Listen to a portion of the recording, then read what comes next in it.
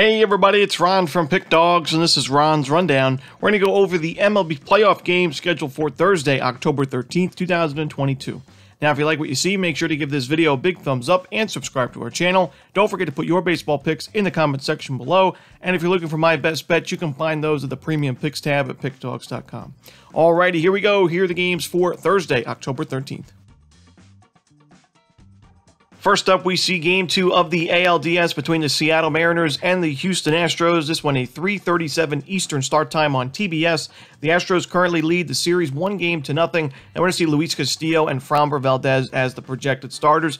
Now, I know both of these starting pitchers had great seasons in the regular season, and Luis Castillo had a great start in his first postseason outing against the Toronto Blue Jays in that wildcard series. He went 7 1/3 innings of shutout baseball, but we saw in Game 1 an 8-7 final score. We saw the Mariners' bats really show up in a big way, scoring 14 runs combined in those 2 wins over the Blue Jays, and I like the over in this spot. You look at the Seattle Mariners, they faced Framber Valdez twice this season, and they were one of the teams that were actually able to score some runs on him this year, as an ERA for Valdez in 13 2/3 innings against Seattle, just under 4. So, still solid numbers overall at 3.95 ERA, but a little bit higher than what we're used to seeing from Framber Valdez, and they were able to earn 13 base hits in those 13 2/3 innings. And overall, the Seattle Mariners' numbers offensively against those left-handed pitchers have been really good in the last month. Their isolated power is in the top 15, and their team OPS is also in that top 15. Walk percentage is in the top 10 in baseball. They don't really strike out much against lefties, so I think they'll be able to get to Valdez, who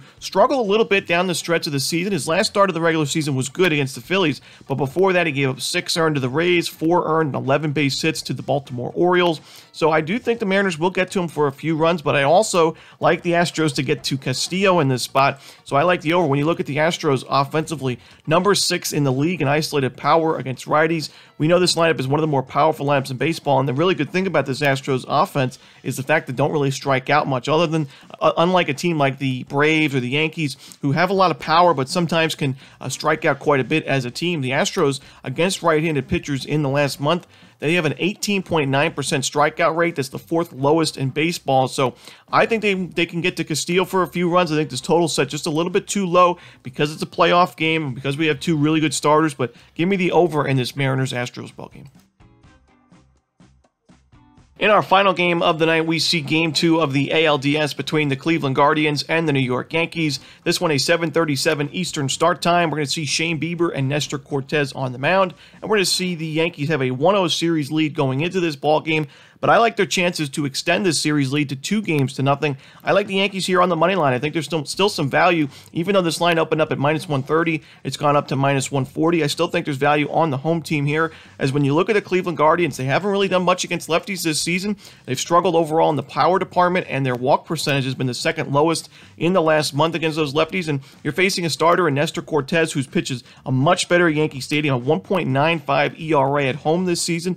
Not many starting pitchers like pitching at Yankee Stadium because it's more of a hitter-friendly ballpark, but in 87 innings at home, he's got 89 strikeouts, a 161 opponent's batting average. I mentioned that 1.95 ERA. He's faced the Cleveland Guardians twice this season. In 12 1/3 innings pitched, a 2.19 ERA with 14 strikeouts. It is not an easy thing to do to strike out this Guardians lineup. They do a very good job at limiting strikeouts as a team.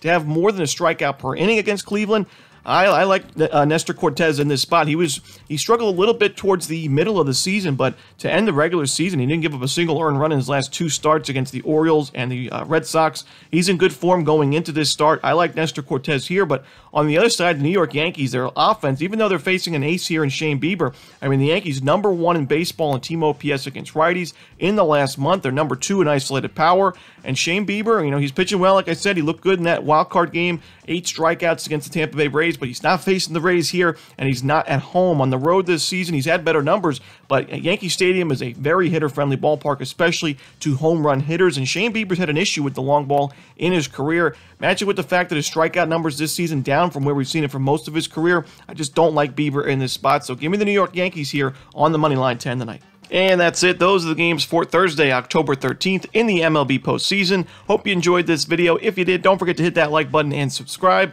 And don't forget to put your baseball picks in the comment section below. Again, if you're looking for my best bet, you can find those at Pick Dawgz Premium. As always, this is Ron Romanelli. Good luck.